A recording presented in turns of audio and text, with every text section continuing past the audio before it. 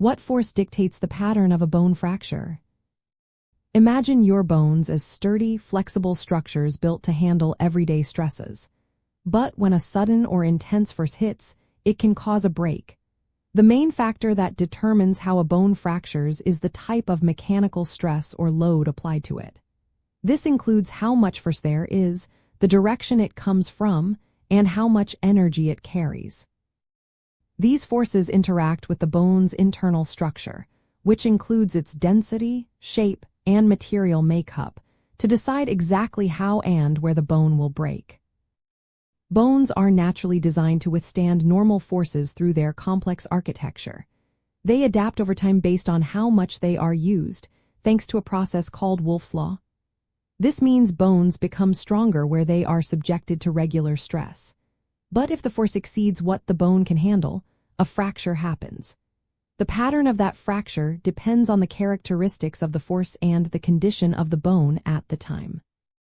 The direction and type of force play a big role. For example, compression forces, which push bones together, often cause crushing fractures, like in the vertebral bodies of the spine. Tension forces, which pull bones apart, can lead to avulsion fractures, where a tendon or ligament pulls off a piece of bone. Shear forces, which slide across the bone, tend to create fractures along weak planes. Twisting or torsion forces often produce spiral fractures, which look like a corkscrew pattern. Bending forces can cause transverse or angled fractures across the bone. The energy behind the trauma also influences the fracture pattern.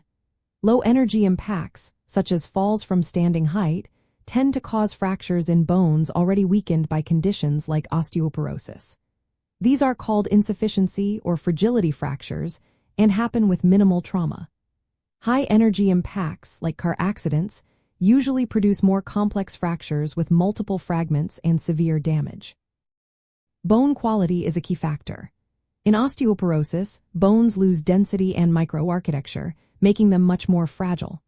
This means even normal activities or minor falls can cause fractures. The pattern of these fractures often reflects the weakened state of the bone, with common sites being the hip, wrist, and vertebrae. These are called insufficiency fractures and are characteristic of osteoporosis. The microscopic structure of bone also matters. The arrangement of collagen fibers, mineral content, and other proteins influence how resistant the bone is to cracks and how fractures spread. Changes in these components, as seen in osteoporosis, make bones more prone to specific fracture patterns.